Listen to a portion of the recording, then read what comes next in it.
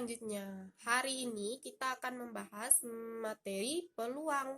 Nah, dalam soal ini kita lihat dulu ya. Dalam soal ini, dalam suatu kotak terdapat 5 kelereng merah dan 4 kelereng kuning. Dari kotak tersebut akan diambil sekaligus 3 kelereng yang terdiri dari 2 kelereng merah dan 1 kelereng kuning. Banyaknya cara pengambilan kelereng tersebut adalah, nah, di sini kita cukup memperhatikan berapa kelereng merah yang tersedia dan berapa kelereng kuning yang tersedia. Nah, di soal itu 5 kelereng berwarna merah. Dalam keadaan kedua ada 4 kelereng yang berwarna kuning. Nah, dari soal kita akan mengambil 3 kelereng. 3 kelereng ini terdiri dari 2 kelereng merah dan 1 kelereng kuning. Nah, dari 5 kelereng merah itu disediakan, kita disuruh untuk mengambil 2 kelereng warna merah. Dan keadaan 4 kelereng kuning, kita hanya memerlukan 1 kelereng kuning.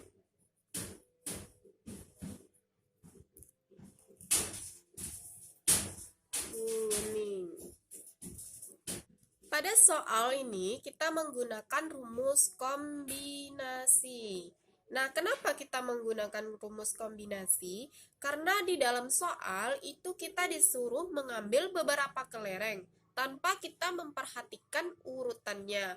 Nah, dalam peluang itu ada 2 cara pengambilan peluangnya. Yang pertama kita bisa mengenal dengan cara kombinasi, yang kedua dengan cara permutasi. Nah, perbedaan antara kombinasi dan permutasi itu terlihat dari ciri khas soalnya. Kalau permutasi biasanya itu kita jika di dalam soalnya terdapat mengambil atau memutuskan suatu peluang itu dengan memperhatikan urutannya. Contohnya kita disuruh menentukan berapa peluang dari terpilihnya ketua dan sekretaris. Nah, itu kan memperhatikan urutan. Nah, tetapi kombinasi itu tidak memperhatikan urutan. Dia berapa kelereng merah dan berapa kelereng kuning, terserah urutannya apa. Jadi kita menggunakan rumus kombinasi. Nah, kombinasi ini biasanya contoh soalnya pengambilan kelereng atau pengambilan bola. Nah, itu semuanya memakai rumus kombinasi. Rumus kombinasi itu adalah, ada yang tahu teman-teman? Rumus kombinasi itu adalah N kombinasi R sama dengan N faktorial per R faktorial dikali dengan N dikurang R faktorial. Nah, ini rumus dari kombinasi itu sendiri ya. Kalau tentang permutasi, nanti di next time kita akan membahas secara detailnya. Nah, untuk soal seperti ini, karena ini sudah kita klarifikasikan soalnya, terdapat 5 kelereng merah dan diambil hanya 2 kelereng merah. Nah, itu cara menulisnya adalah 5 kombinasi 2. Nah, ini ya. N-nya itu 5, R-nya itu 2. Jadi, N-nya itu banyak kelereng. Yang R itu berapa kelereng yang kita inginkan untuk cara pengambilnya. Nah, karena ini ada 2 kondisi, maka kita mencarinya satu-satu dulu. Kalau misalnya ada 2 ini, maka kita menyelesaikan untuk yang keadaan yang pertama ini aja dulu ya. Kita selesaikan satu-satu. Terus setelah ini, nah ini lagi ya, ini kita lanjutkan rumusnya.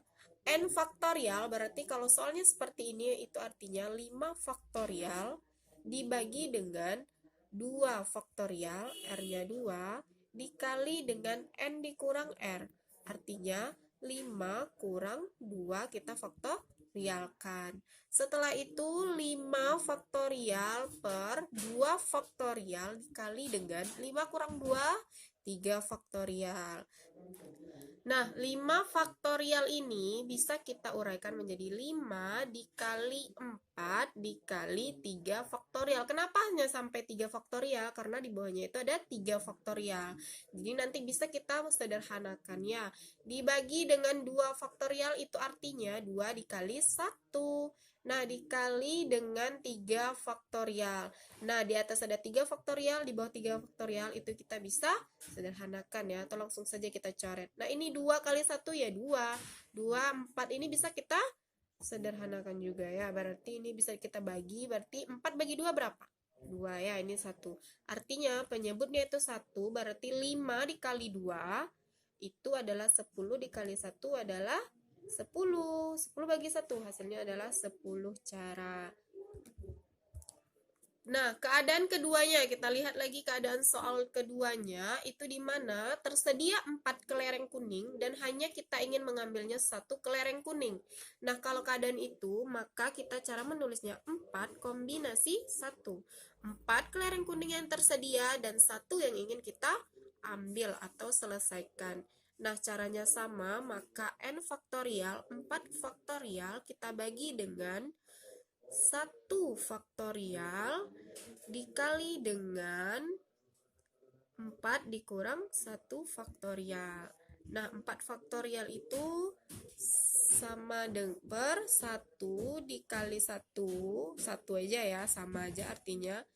4 dikurang 1 itu adalah 3 faktorial. Makanya 4 dikali 3 faktorial dibagi dengan 1 dikali 3 faktorial. Nah, ini bisa kita sederhanakan. Hasilnya adalah 4. Setelah kita mendapatkan cara yang pertama dan cara yang kedua, lalu kita kalikan. Nah, keadaan pertama dengan keadaan kedua. Makanya ini kesimpulannya, saudara-saudara sekalian, 10 kita kalikan dengan 4. Nah, berapa? 10 kali 4 itu adalah 40 cara. Makanya jawabannya adalah yang C. Soal selanjutnya. Nah, dalam soal ini, soal tipe peluang itu sangat bermacam ya, sahabat sekalian. Maka kalau soalnya seperti ini, bilangan genap yang terdiri dari 4 angka berbeda, disusun dari angka-angka 3, 4, 5, 6, 7, dan 8, banyaknya bilangan yang bisa dibuat adalah, nah caranya seperti ini ya. Karena yang diminta itu adalah bilangan genap, dan terdiri dari 4 angka yang berbeda, maka kita siapkan dulu ya. Ada 4 angka. Berarti di sini ada 3, 4. Nah, di sini ada 4 angka ya. Jadi misalnya angka pertama, angka kedua, dan angka ketiga, dan angka keempat. Karena di soalannya minta 4 angka. Nah, kalau bilangan genap, di sini ada angka yang terdiri dari ada 3, 4, 5, 6, 7, 8. Nah, para sahabat sekalian, karena di dalam soal itu yang diminta adalah bilangan genap. Nah, kita untuk menentukan bilangan genap itu dari mana? Pasti dari angka yang terakhir ya. Kenapa yang terakhir ini kita diberikan contoh? 212 sama 213. Yang mana yang genap? Pasti yang di atas karena angka yang terakhirnya itu bilangan genap. Nah, di sini bilangan ganjil karena angka terakhirnya adalah bilangan ganjil. Maka sama seperti soal ini, yang kita isi cara yang pertama adalah yang di belakang karena kita ingin soalnya itu meminta bilangan genap. Dari angka ini, mana yang angka genap? Yang ini dia ya. 4, 6, 8. Nah, ada berapa angka? 1, 2, 3. Nah, berarti dengan yang di terakhir ini hanya bisa kita isi dengan 3 angka atau dengan 3 cara. Nah, bagaimana kita mengisi yang di kotak pertama dan kotak kedua dan kotak ketiga? Kita hitung ada berapa angka yang diberikan dalam soal. Ada 1, 2, 3, 4, 5, 6. Nah, ada 6 angka. 6 angka sudah kita letakkan 1 angka di yang terakhir. Berarti 6 dikurang 1 tinggal 5 angka lagi ya. Nah, 5 angka ini sudah kita gunakan 2 angka, berarti tinggal 4. Nah, 4 angka sudah kita gunakan juga dengan 3 angka, artinya 4 dikurang 3 tinggal enggak ya, karena di sini tinggal 4 angka, maka di sini tinggal 3 angka. Paham ya rekan-rekan semua?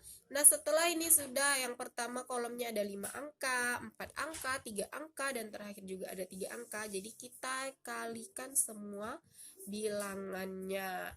Nah, 5 dikali 4 itu 20. 20 kita kalikan dengan 9 itu sama dengan 180 cara. Maka jawabannya adalah yang C.